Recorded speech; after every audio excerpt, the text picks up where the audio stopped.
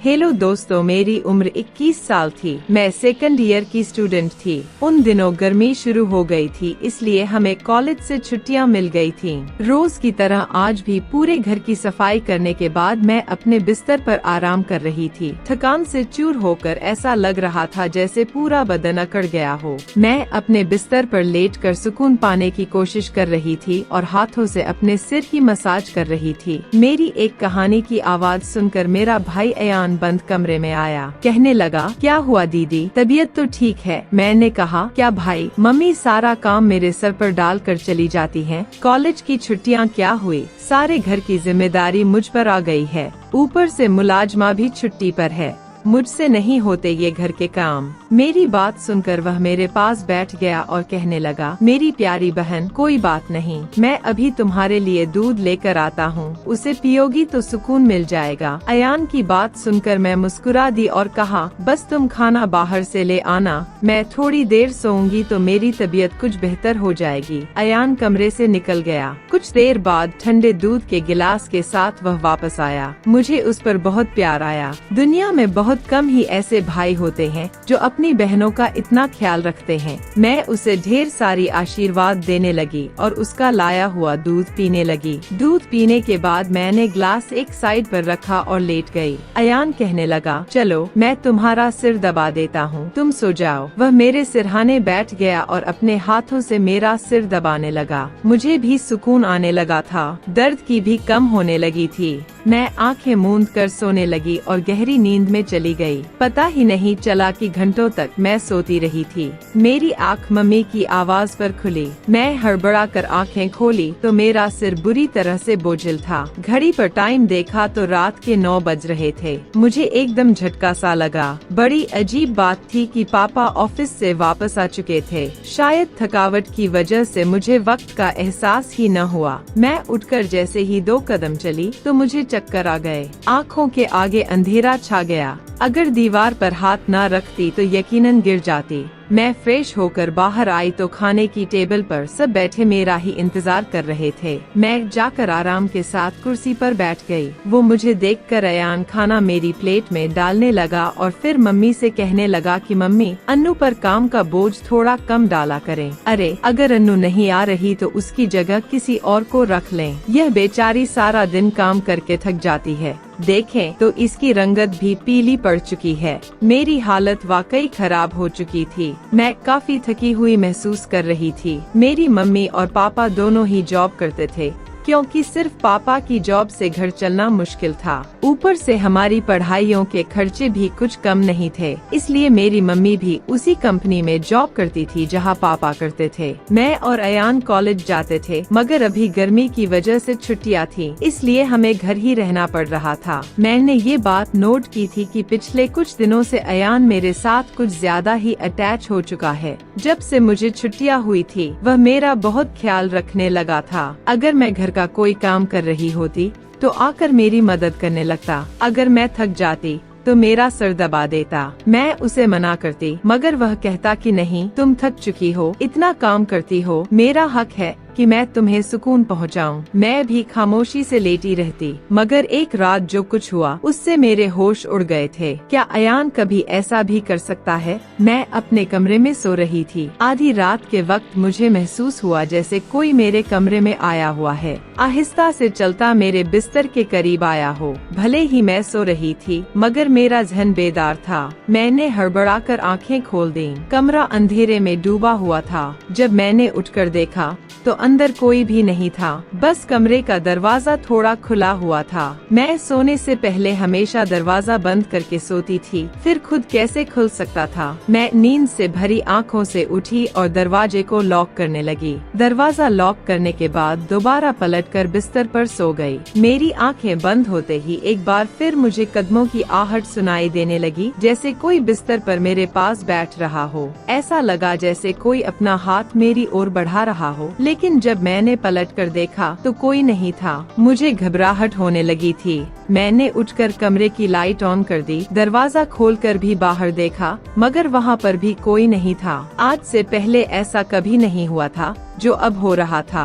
मुझे प्यास लगी तो मैं कमरे का दरवाजा खोलकर बाहर निकली। उसी वक्त अयान भी अपने कमरे से बाहर निकला। मुझे देखकर उसने पूछा, क्या बात है, आप अभी तक जाग रही हैं? मैंने जवाब दिया, कुछ नहीं, बस ऐसा महसूस हुआ जैसे कमरे में कोई मौजूद हो। पानी पीकर मैं दोबारा कमरे में आई और पीछे पीछे वह भी आ गया। उसने कहा, आपको डरने की जरूरत नहीं है। अगर आपको डर लग रहा है तो मैं आपके पास सो जाता हूँ। मैंने उसे मना करते हुए कहा, नहीं, तुम्हें अपनी नींद खराब करने की जरूरत नहीं है, तुम अपने कमरे में सो जाओ। लेकिन वह जिद करने लगा, मैं आपको अकेला किसी भी हाल में नहीं छोड़ सकता। आपकी तबीयत खराब हो सकती है, मैं आपको तकलीफ में नहीं देख सकता। आप सो जाएं, मैं यही सो जाता हूँ। आखिरकार मैं बेड पर जाकर सो गई और उसने तकिया उठाकर सोफे पर रख लिया और वहीं सो गया। उस रात मुझे ऐसा महसूस हुआ जैसे कोई मेरे सरहाने बैठकर मुझे बहुत देर तक देखता रहा हो।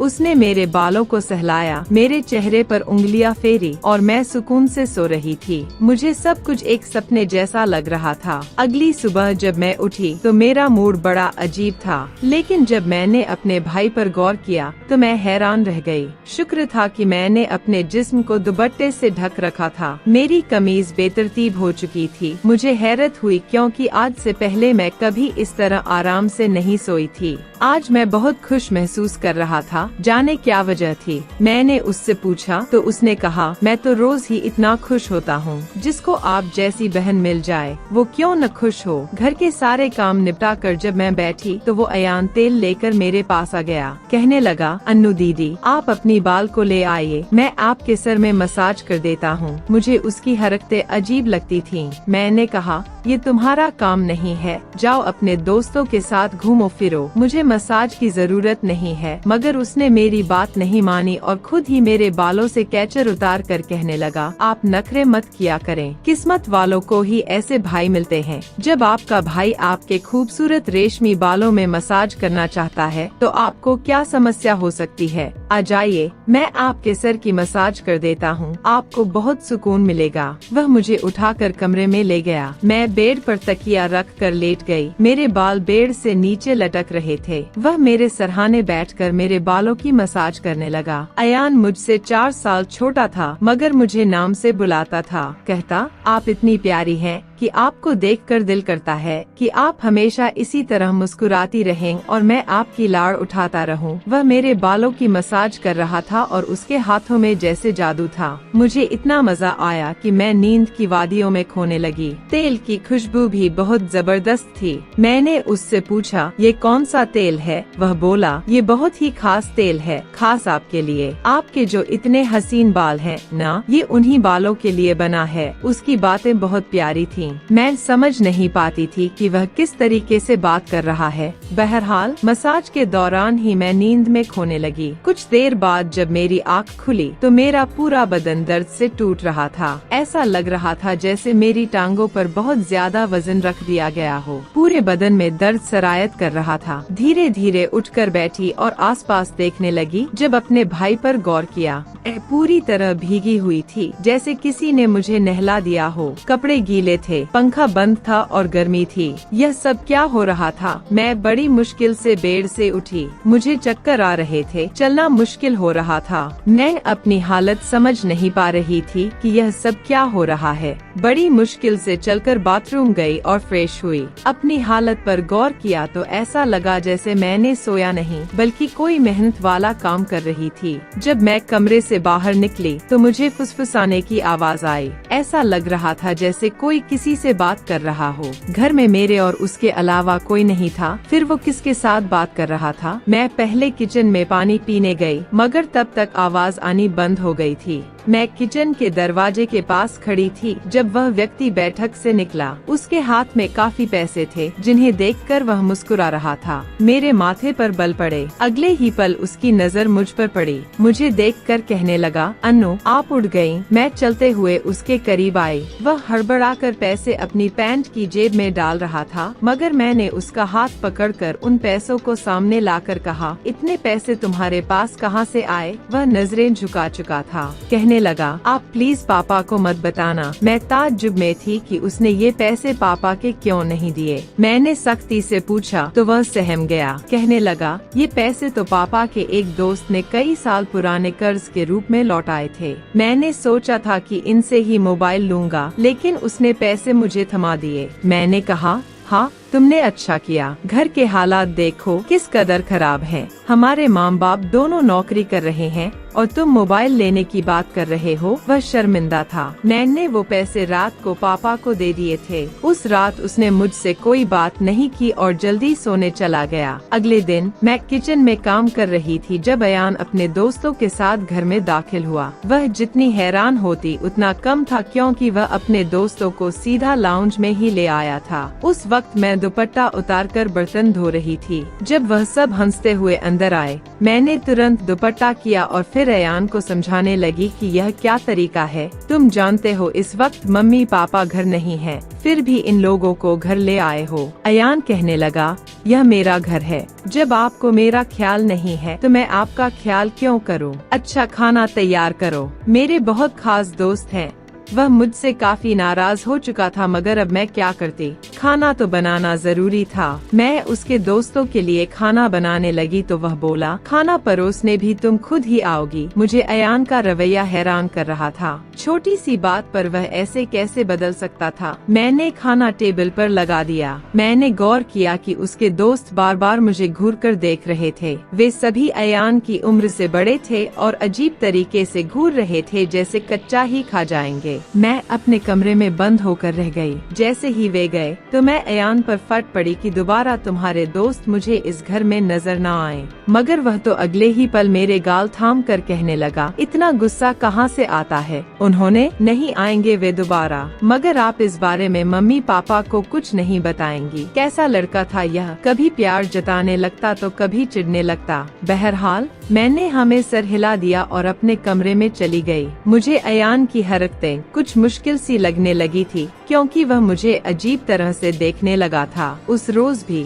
जब मैं अपने कमरे में आराम करने के लिए सोई तो अचानक मुझे अपने पैरों पर किसी के हाथ महसूस हुए। मैंने बौखलाकर आंखें खोली तो अयान मेरे पैरों को अपनी गोद में रखकर मसाज दे रहा था। मैंने उसे ऐसा करने से मना किया, मगर वह कहने लगा, मैं जो कर रहा हूँ मुझे करने दे। इस घर में एक मैं ही हूँ जिसे आपकी इतनी फिक्र है। मम्मी पापा को तो काम से ही फुर्सत नहीं है। खैर मैं भी थक चुकी थी। आंखें बंद की और सोने लगी। अयान के हाथों के मसाज से मैं नींद की गहराई में खोने लगी थी, मगर जब मेरी आंख खुली तो मेरे होश उड़ गए। मेरा सर बुरी तरह चकरा रहा था। बिस्तर की चादर बिल्कुल बेतरतीब हो चुकी थी। बिस्तर पर एक शर्ट और एक मेल परफ्यूम पड़ा था। यह सामान किसका था? मैं तो कुछ भी बोल नहीं सकी। सर में इतनी तेज दर्द था कि मैं दोबारा बिस्तर पर गिर गई। ऐसा लग रहा था जैसे किसी ने मुझे बेहोशी की दवा पिला दी हो। मुझे पास में फुसफुसाहट सुनाई दे रही थी, मगर कौन बोल रहा था यह मैं पहचान नहीं सकी। मुझे तो बस अयान की आवाज सुनाई दे रही थी। ऐसा लग रहा था जैसे वह मेरे कमरे में मौजूद हो और मुझे उठाने की कोशिश कर रहा हो। कुछ देर बाद जब मेरी आँख खुली तो सारा दृश्य मेरी नजरों के सामने घूमने लगा। मैंने सबसे पहले बेड की तरफ देखा जहाँ शर्ट और परफ्यूम पड़े थे, मगर अब वहाँ कुछ भी नहीं था। आज फिर मेरी हालत बड़ी अजीब थी। मैं बच्ची तो नहीं थी जो यह सब कुछ समझ ना पाती। घर में मेरे और अयान के अलावा और कोई नहीं था। फिर मेरे सोने के बाद ऐसा क्या होता था कि मेरा पूरा शरीर पानी से नहला दिया गया हो। सिर्फ इतना ही नहीं, मेरा शरीर दर्द से चूर था और रंगत भी बिल्कुल पीली हो चुकी थी। दिन ब दिन मैं कमजोर होती जा रही थी। उस दिन भी अयान मेरे करीब आने की कोशिश कर रहा था, मगर मैं बहाना बनाकर अपने कमरे में आ गई थी। दिमाग में अजीब से विचार आने लगे थे। तबीयत भी काफी खराब थी। मेरी हालत देखकर माँ भी परेशान होने लगी। उन्होंने कहा कि वे अगले दिन ऑफिस से छुट्टी लेकर मुझे डॉक्टर के पास ले जाएंगी ताकि पता चल सके कि मुझे क्या समस्या है। उस रात मैं बार बार उठ रही थी और ठीक से सो नहीं पाई। अगले दिन मेरे माता पिता हमेशा की तरह अपने काम पर चले गए थे। उन्हें शायद मेरी परवाह नहीं थी। मैं खुद ही डॉक्टर के पास गई, जहां जहाँ अल्ट्रासाउंड में पता चला कि मैं गर्भवती हूँ। आखिर यह सब मेरे साथ कौन कर सकता था? अयान मेरा भाई था, लेकिन फिर मेरे दिमाग में यह बात आई कि मैं उसे सगा भाई समझती हूँ। बात ऐसी थी कि किसी से छिपी नहीं थी कि मेरा सौतेला भाई है। वह मेरी माँ की दूसरी शादी से है, जबकि मैं माँ की पहली शादी की औलाद हूँ। इस तरह की बातें मुझे गलत सोचने पर मजबूर कर रही थीं। समझ नहीं आ रहा था कि कैसे अपने माँ बाप को यह बात बताऊं। अयान मेरा सौतेला भाई जब मेरे पास बैठता तो कभी मेरा हाथ पकड़ता तो कभी मेरे गाल खींच देता। एक दिन मैं अस्पताल गई और अबॉर्शन से पहले डॉक्टर से कहा कि इस बच्चे का DNA टेस्ट करे। डॉक्टर ने रिपोर्ट दी और जब मैंने देखा तो मेरी सांसें थम गयीं। जो मैं समझ रही थी वैसा कुछ नहीं था, बच्चा किसी और का था। लेकिन कौन हो सकता था? मैंने अपने कमरे में मोबाइल का कैमरा फिट कर दिया। एक दिन जब माँ बाप घर पर नहीं थे, अयान फिर मेरे पास आया और मेरे सिर की मालिश करने लगा। मैंने बहुत कोशिश की कि न सोऊं, लेकिन तेल में शायद बेहोशी की दवा थी। जैसे ही मैं उसे सूंघी बेहोश हो गई। 1 घंटे बाद होश आया। माँ बाप भी घर लौट आए थे। जब मैंने कैमरे की रिकॉर्डिंग देखी तो जैसे पैरों तले जमीन खिसक गई। अयान मेरे कमरे में अपने उबाश दोस्तों को लाता था जो मेरे साथ बुरा बर्ताव करते थे। अपना काम पूरा करने के बाद वे अयान को पैसे देते और चले जाते। यह जानकर मैं टूट गई थी। मैंने कमरे से बाहर जाकर अयान का गिरेबान पकड़ा और थप्पड़ों की बरसात कर दी। मम्मी पापा भी आ गए और पापा ने गुस्से से मेरे हाथ पकड़ लिए। होश में हो क्या? पागल हो गई हो? क्यों मार रही हो इसे? मैंने रोते हुए वीडियो दिखा दी कि यह जलील इंसान मेरे साथ क्या कर रहा था। वीडियो देखकर माँ फर्श पर गिर पड़ी। पापा को भी विश्वास नहीं हो रहा था। उन्होंने अयान को पकड़कर बहुत मारा। उसके मुंह और नाक से खून बह रहा था। अयान ने गुस्से में कहा, मैंने इसे कभी अपनी बहन समझा ही नहीं। मुझे पैसों की जरूरत थी। लोग इसके लाखों रुपए देने को तैयार थे। मुझे अपनी जरूरतें पूरी करनी थी, इसलिए मैंने यह कदम उठाया। अपनी बहन की जिस्म फरोशी करवाई। मैं अपने कानों पर हाथ रख कर बस रोए जा रही थी। पापा ने उसे इतना मारा कि वो लहूलुहान हो गया, मगर जैसे तैसे खुद को उनसे छुड़वा कर घर से भाग गया और फिर कभी पलटकर उस घर में नहीं आया। मेरे पेट में पल रहा बच्चा नाजायज था, जिसका मैंने अबॉर्शन तो करवा दिया, मगर अयान ने जिस कदर घिनौना खेल मेरे साथ खेला था मैं मरते दम तक नहीं भूल सकूंगी। भाई वही होता है जो आपके सगे वालिदैन से हो। किसी भी अनजान मर्द के सहारे अपनी जवान जहान बेटी को छोड़ना बहुत बड़ी बेवकूफी है, क्योंकि शैतान परस्त मर्द हर वक्त इस आड़ में रहते हैं कि वो किसी न किसी बिनती हवा की इज्जत को नीलाम करें। तुम्हें अपनी तमाम देखने और सुनने वाले से यही गुजारिश करूंगी कि हमेशा अपनी बेटियों को साथ पर्दे में रखें और कभी किसी भी अनजान मर्द के सहारे पे उन्हें अकेला ना छोड़े। इस सारे मामले में गलती किसकी थी? मेरे माँ बाप की, जो पैसा कमाने के चक्कर में बच्चों से बिल्कुल ही बेफिक्र हो गए थे, या फिर मेरी कि मैं अपने सौतेले भाई के साथ अकेली इस घर में रहती थी और उस पर हद से ज्यादा एतबार करती थी, उसे अपना सगा भाई समझती थी। तो दोस्तों, अपने और